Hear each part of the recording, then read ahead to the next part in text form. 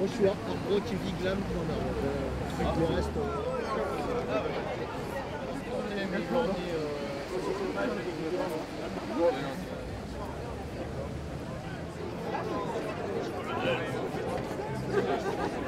Après on va essayer de décoller, non? C'était bien, hein.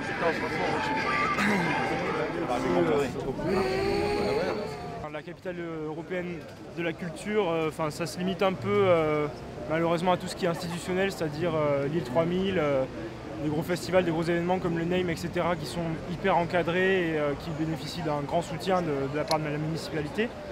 Mais personnellement, je trouve que ça ne se limite pas à ça. Il y a vraiment plein d'autres choses à Lille. Et c'est pour ça que je pense que la mairie devrait, plutôt que de mettre en valeur 2-3 événements qui ont lieu ponctuellement dans l'année, devrait plus aider les gens qui font bouger tout ça au quotidien, parce qu'il globalement il y a des concerts tous les soirs à Lille, dans les bars et tout ça. Et une telle politique qui est plutôt répressive pour le coup contre ces bars et contre le bruit qu'il génère fait que qu'en dehors des gros événements soutenus par la municipalité et tout ça, il n'y a plus grand chose à Lille. Voilà. On va partir dans 5 minutes, donc comme je disais, je pense qu'on est quand même tous là pour la même raison. Nous, notre association, ça fait 3 ans qu'on organise des concerts. Au début, on organisait des concerts dans une dizaine de bars et là, ces derniers temps, on programme presque plus que dans 2 bars, donc c'est pas possible. La musique vivante doit continuer, on doit pouvoir faire des concerts dans beaucoup de bars à Lille. Alors, nous, on a avancé d'abord à écrire des articles et à envoyer des lettres aux journaux pour leur dire qu'on pointait du doigt le fait que la musique vivante s'amenuise. Mais au final, étant donné que là, dans quelques jours commence le Festival des cultures barbares, dans lequel il y a beaucoup de concerts justement dans des bars à Lille, on s'est dit que c'était bien de faire une manifestation pour que les gens prennent conscience de ça. Ce sont tous les styles de musique qui sont présentés aujourd'hui et la manifestation est vraiment apolitique. C'est politique puisque c'est une manifestation, mais c'est pas politisé.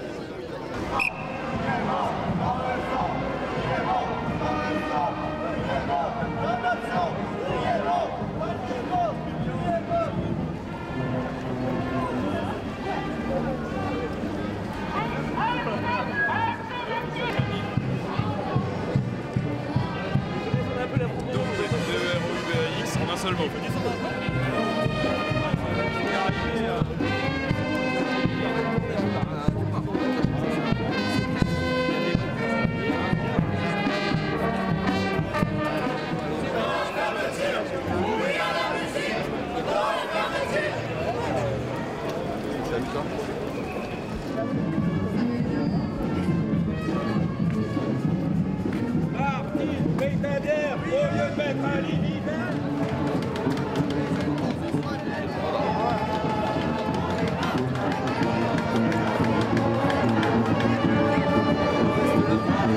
La culture, c'est aussi dans les bars. La culture, c'est aussi dans les bars. La culture, c'est aussi dans les bars. La culture, c'est aussi dans les bars.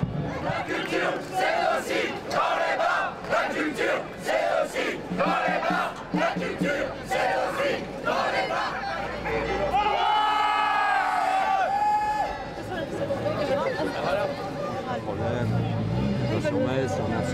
Et au lieu de ça, on leur demande de payer 3 000 € pour une étude d'impact. Donc ça, c'est pas possible.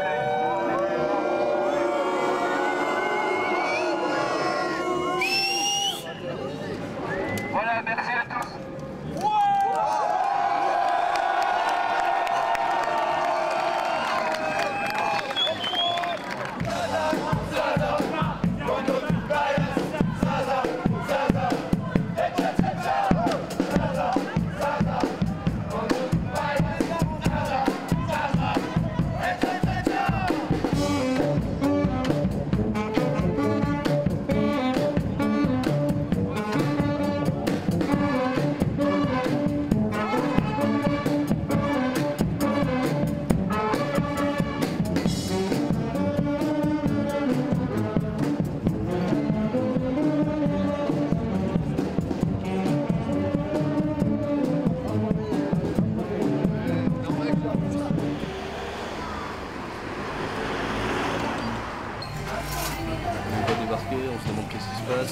vont vouloir parler au patron du bar ou quoi que ce soit, et nous on est là derrière à se dire ouais, est-ce qu'il va falloir arrêter, est-ce qu'ils vont nous dégager, ou même parfois est-ce qu'ils vont nous fouiller ou quoi que ce soit.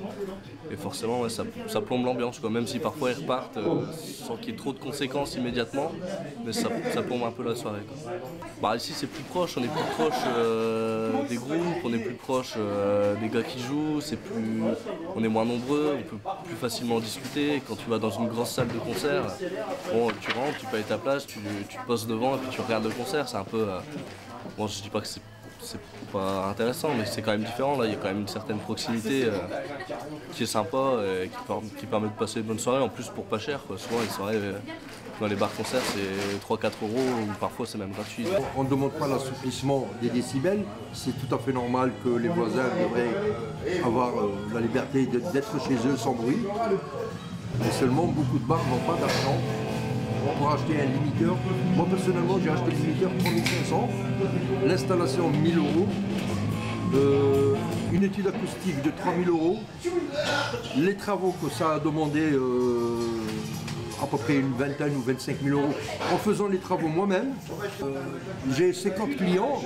Dès que la police est là, il ne me reste que 10 clients. Il y a beaucoup de gens qui ne veulent pas être mêlés à des histoires. C'est tous des étudiants qui tiennent à leur réputation. Voilà, ça nuit au commerce, ça c'est sûr et certain. Les voisins, le lendemain, tout le monde vient demander qu'est-ce qui s'est passé chez toi, il y a eu la bagarre. Non, on va leur expliquer que c'est seulement la police qui est venue pour faire un contrôle. Donc ça nuit déjà, ça nuit à l'établissement. Pas assouplir, je ne demande pas d'assouplir les lois, la loi ça existe pour tout le monde, mais je demande au moins que, au moins que les bars seront subventionnés par l'État pour se mettre dans les normes.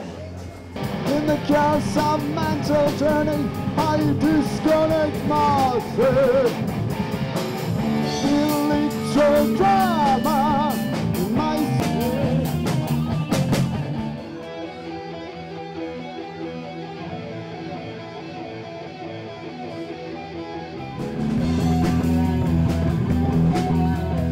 Il y a trois grandes possibilités, on va dire, de jouer pour un musicien, soit les cafés-concerts, soit passer sur des festivals, ou soit après sur les grandes salles avec une promotion assurée derrière. Ce qui fait que le café-concert est, en fin de compte, vraiment l'étape qui permet de nous faire vivre en tant que musicien avant de passer sur les étapes supérieures. Pour des musiciens comme nous qui avons déjà une histoire derrière nous, mais pas encore de signature, on n'est pas encore un groupe avec un label derrière. Les cafés-concerts, ça permet de nous faire vivre tout simplement. Ce qui est intéressant sur le café-concert, c'est la proximité. C'est-à-dire, on est sur un petit lieu très proche des gens. Et je pense que pour les musiciens qui font après des scènes plus importantes, je pense que voilà, ce côté-là, il n'est pas oublié quand même. Le côté proche du public, le côté voilà, on joue, on rencontre les gens après, on discute ensemble. Je pense que ça reste quelque chose de très important. Et ben, la difficulté de la fermeture des cafés-concerts, c'est que ça ferme les portes à bon nombre de groupes, bon nombre de groupes débutants, justement qui ne sont pas signés par les labels. Ça ferme cette possibilité aussi de s'ouvrir à la culture pour le public, culture accessible. Et puis ça va scinder aussi, à mon avis, les musiciens entre ceux qui peuvent se permettre de faire de la scène parce qu'ils sont suivis par une promotion, et puis les musiciens qui soit qui font ça pour le plaisir, soit qui font ça, qui n'ont pas encore réussi à décrocher un deal, soit voilà, qui vont être bloqués à un certain niveau pour pouvoir jouer et puis proposer des dates.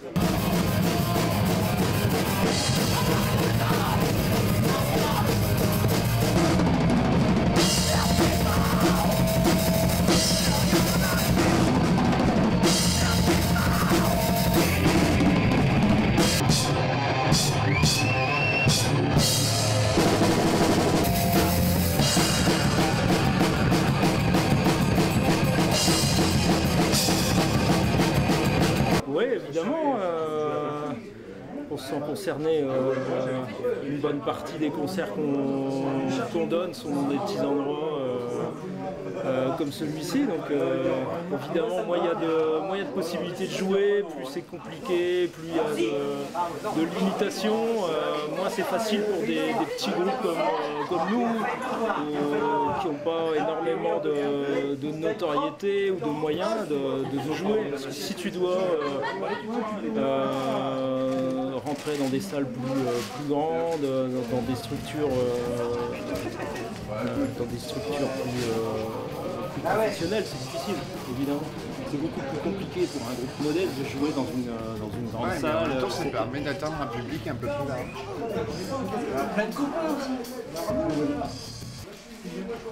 Tu veux dire voilà. Plus large en fait, c'est-à-dire que on avait fait un concert il y a pas longtemps. C'est-à-dire qu'il y a des gens en fait qui n'écoutent pas ce qu'on fait systématiquement, et puis que quand on joue dans un bar en fait, un bar concert, ça permet aussi de gens qui. Ah oui, tu touches un public plus local qui vient ici boire un coup, voir un concert, comme ça, là, un petit peu à l'arrache, voir ce qui se passe, et puis tu découvres des groupes. Quoi.